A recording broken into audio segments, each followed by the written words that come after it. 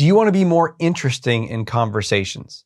In fact, you often feel self-conscious or criticize yourself, maybe thinking you're not interesting enough, you're boring. And then what does that do? Maybe that stops you from sharing. Maybe you're like, oh, they don't want to hear that story, or you downplay things in your life. And then lo and behold, people don't seem that interested. And then you're like, oh, I knew it. And then you look at that person over there who seems really charming and they're telling a story and everyone's hanging on the edge of your seat and you're like, oh, right? If so, trust me, I know what that feels like, and there is another way. And you don't have to become this, crazy world's most interesting man who's adventured across the seas. And it's just like, you can be you living your life and become highly engaging and interesting to others. And I'm going to share 3 tips in this video. And if you want to take it further, definitely click down below in the description. Right now, we're doing a super early bird for my next virtual event called Supremely Confident Conversation Master. It's a 3-day immersion where you're going to learn in depth how to rework your psychology inside to feel more confident talking to anyone, comfortable in your own skin,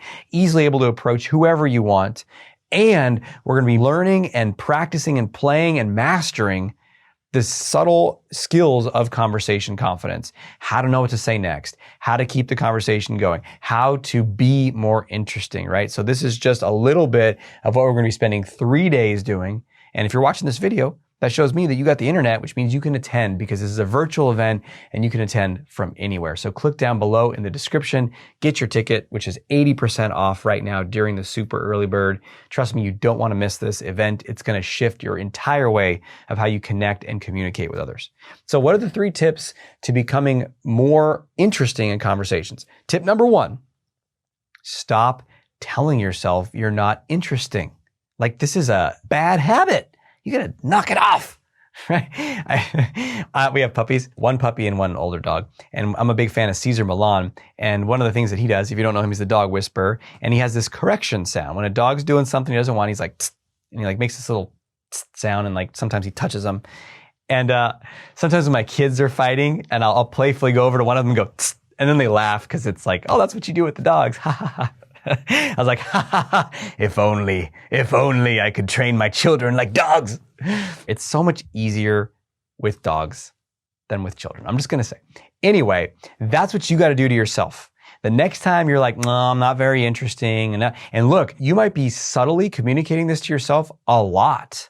Like every time you're in a conversation, when you're watching someone else, right before you go join a conversation. So you got to start to notice that self-diminishing, critical, I'm not that interesting. Whenever that comes up, like, poke your own neck and intervene and say, no. Because as long as you're doing that, perception equals reality. If you perceive you're not interesting, that is going to, in 1,001 ways, influence your body language, your voice tone, what you choose to share or don't share, how you choose to share it, everything. Your energy system, everything gets diminished. So you got to knock that off, right? And that's what we do at the event. The whole first day is uprooting that pattern so you can be bigger and bolder, right? Okay, so number 1 is stop telling yourself that you're boring. Number 2 is to go off script.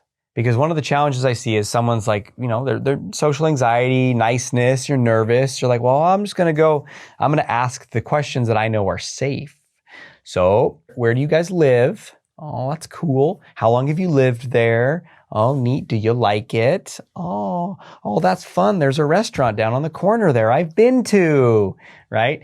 And right. Why is that boring? Well, I'm not saying that talking about the restaurant you like is not going to be engaging, but it's just people have had that conversation 1,000 times. How many times have you answered, what do you do? Or where do you live? Or, where are you from? Or whatever. It's like, they've had that conversation 1,001 times. So what does that mean to go off script? Well, just think about all the scripted questions that you typically ask, put them aside, and ask different ones.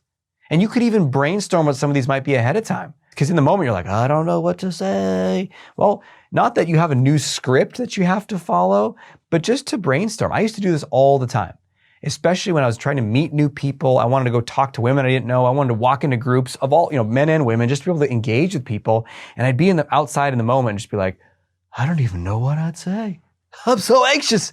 So I would go home. And I had a journal, and I would write out in the journal, okay, remember that moment when you were at the supermarket and you saw that woman? Like, literally, what could you go say in that moment?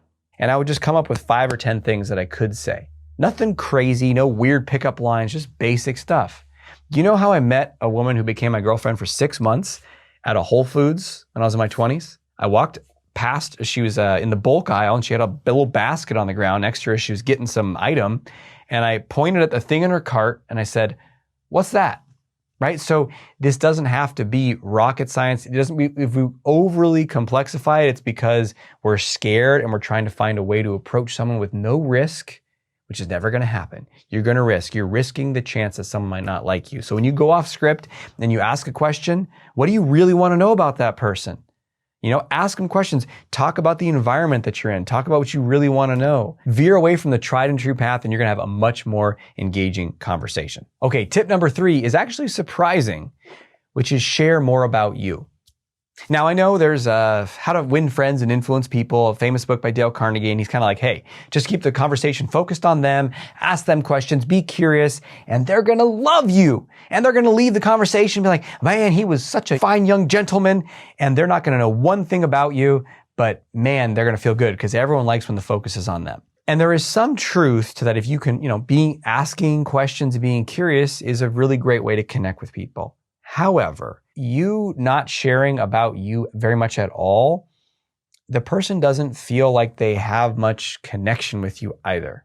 They might have a bit of a positive regard at first. After the second interaction or the third interaction, like something's missing. And that's actually missing for both of you. So for them, it's missing because they don't feel like there's something they can hold on to that they know. And I don't mean a bunch of data about you, right? Like, I am 29 years old and I work here and I have 1 child. Like, that's okay if that comes out, but you'll learn this at the event. We talk about the layers of connection, and it's not just safe personal data. It's like emotion and meaning. So maybe you are 29, you do have a son. Instead of being like, here's my data, you say, man, I just love, let's say they talk about baseball. And you say, oh, I don't actually watch much professional baseball, but you know what I love more than anything is playing catch with my son with a baseball. In fact, we got him this mitt the other day and we loved it and we oiled it up and we just played for 2 hours out in the yard. It was amazing. And now you shared with that person. And now the biggest thing I see with people with social anxiety is they're like, oh, I don't know if they're going to be interested about me and my kid and baseball. Maybe they're not going to like that. Or trying to connect without any risk of someone disliking something or not being interested in something. It's never going to happen. You got to take the risk. You got to put it out there because the person might be like, whatever. I don't like children, that's a fascinating conversation. Really? Tell me more. But, or they just kind of, oh, neat, whatever. And you're like, oh, they didn't like that. I guess that's not interesting. No, that just didn't land with them. Because you could share that exact same thing with someone else. Maybe that person has a kid and they're like, oh, that sounds so fun. Man, playing with kids is the best, right? Well, how old is your kid? Oh, mine's a similar age. Oh, we love to play soccer. And the next thing you know, you guys are besties, right? So don't put the reality in someone else's hands. It's your reality. Is it interesting to you? Then it's interesting. Own it. Share it. So there is, as you can tell, we're just getting started. I would love to invite you to come to this event. Click down below. And we're going to share more in this channel, tons of videos on how to become more conversationally confident. And the next best thing to do is take it to the next level with the event.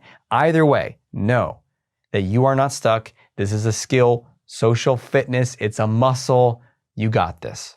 Until we speak again, we have the courage to be who you are and to know on a deep level that you are awesome.